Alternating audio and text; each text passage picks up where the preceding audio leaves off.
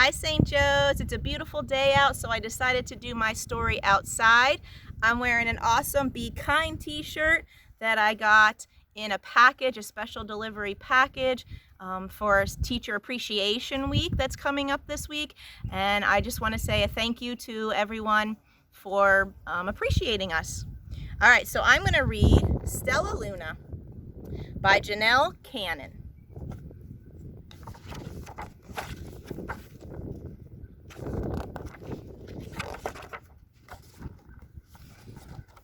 In a warm and sultry forest far, far away, there once lived a mother fruit bat and her new baby. Oh, how Mother Bat loved her soft, tiny baby.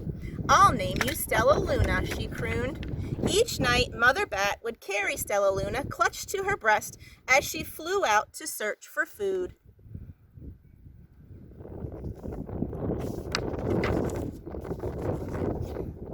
One night, as Mother Bat followed the heavy scent of ripe fruit, an owl spied her.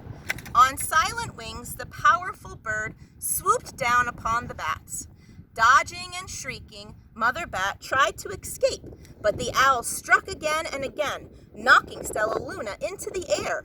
Her baby wings were as limp and useless as wet paper. Down, down she went, faster and faster, into the forest below.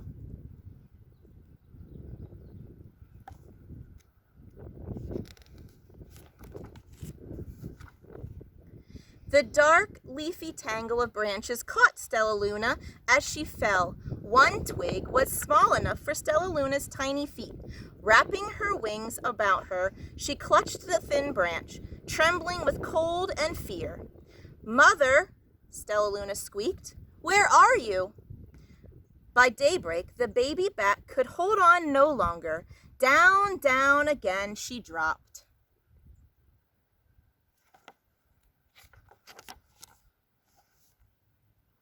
Flump! Stella Luna landed headfirst in a soft, downy nest, startling the 3 baby birds who lived there. Stella Luna quickly clambered from the nest and hung out of sight below it. She listened to the babble of the 3 birds. "What was that?" cried Flap. "I don't know, but it's hanging by its feet," chirped Flitter. "Shh! Here comes Mama!" hissed Pip.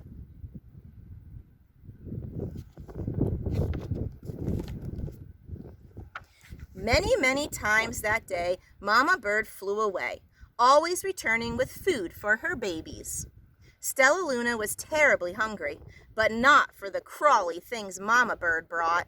Finally, though, the little bat could bear it no longer. She climbed into the nest, closed her eyes, and opened her mouth. Plop! In dropped a big green grasshopper.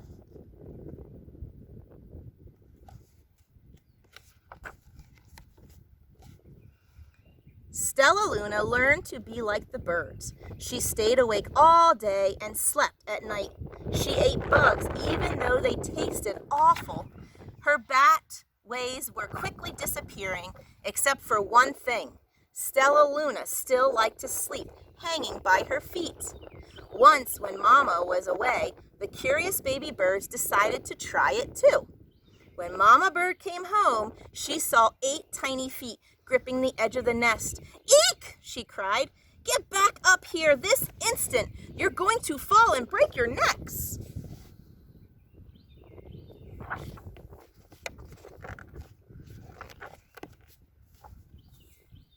The birds clambered back into the nest, but Mama Bird stopped Stella Luna.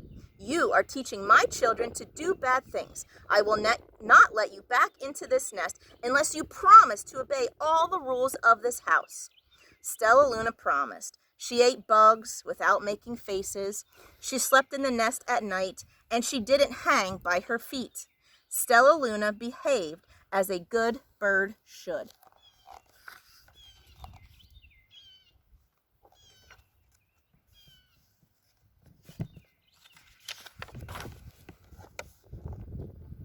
All the babies grew quickly. Soon the nest became crowded. Mama Bird told them it was time to learn to fly. One by one, Pip, Flitter, Flap, and Stella Luna jumped from the nest. Their wings worked. "I'm I'm just like them, thought Stella Luna. I can fly too.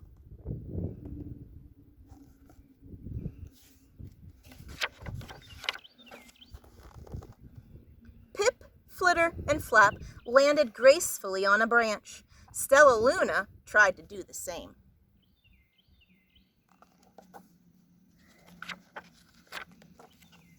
How embarrassing.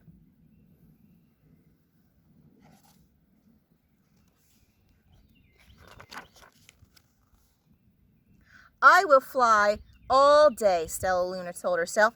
Then no one will see how clumsy I am.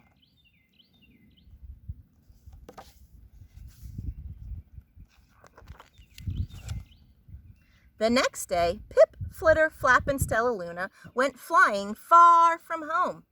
They flew for hours, exercising their new wings. The sun is setting, warned Flitter. We had better go home, or we will get lost in the dark, said Flap. But Stella Luna had flown far ahead and was nowhere to be seen. The three anxious birds went home without her.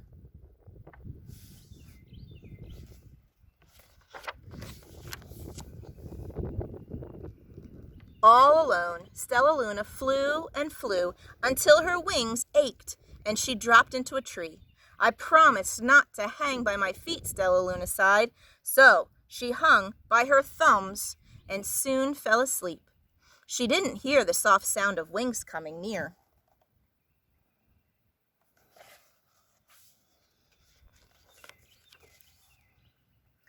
Hey, a loud voice said, why are you hanging upside down? Stella Luna's eyes opened wide. She saw a most peculiar face. I'm not upside down. You are, Stella Luna said. Ah, but you're a bat. Bats hang by their feet. You are hanging by your thumbs, so that makes you upside down, the creature said.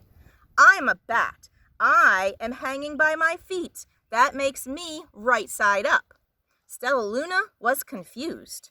Mama Bird told me I was upside down. She said I was wrong. Wrong for a bird, maybe, but not for a bat.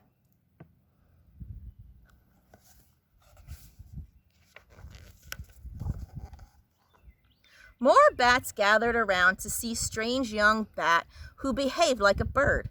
Stella Luna told them her story. You ate bugs? Stuttered one. You slept at night? Gasped another. How very strange, they all murmured. Wait, let me look at this child. A bat pushed through the crowd.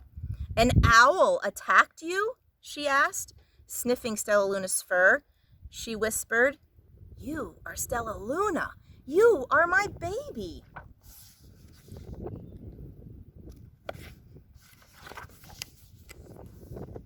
You escaped the owl? Cried Stella Luna. You survived? Yes, said Mother Bat, as she wrapped her wings around Stella Luna. Come with me and I'll show you where to find the most delicious fruit. You'll never have to eat another bug as long as you live.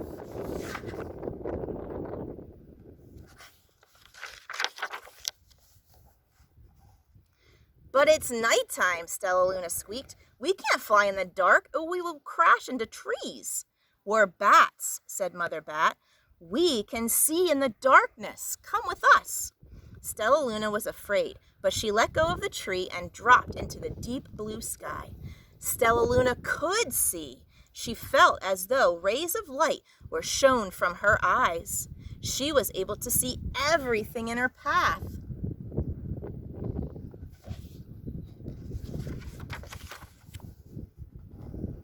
Soon the bats found a mango tree, and Stella Luna ate as much of the fruit as she could hold. I'll never eat another bug as long as I live, cheered Stella Luna as she stuffed herself full. I must tell Pip, Flitter, and Flap.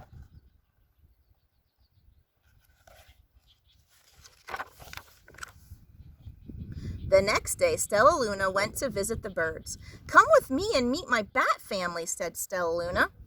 Okay, let's go, agreed Pip. They hang by their feet and they fly at night and they eat the best food in the world, Stella Luna explained to the birds on the way. As the birds flew among the bats, Flap said, I feel upside down here. So the birds hung by their feet. Wait until dark, Stellaluna said excitedly. We will fly at night.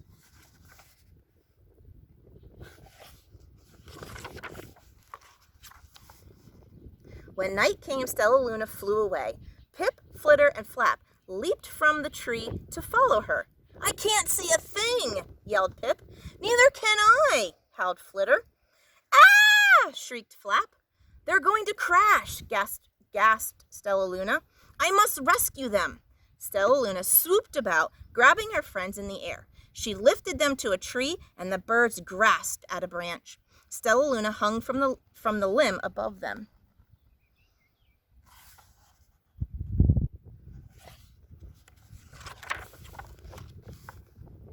We're safe, said Stellaluna. Then she sighed. I wish you could see in the dark, too. We wish you could land on your feet, Flitter replied. Pip and Flap nodded. They perched in silence for a long time. How can we be so different and feel so much alike? Mused Flitter. And how can we feel so different and be so much alike? Wondered Pip. I think this is quite a mystery, Flap chirped. I agree, said Stellaluna, but we're friends, and that's a fact.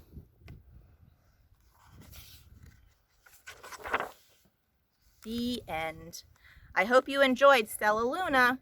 Good night, Sainchos.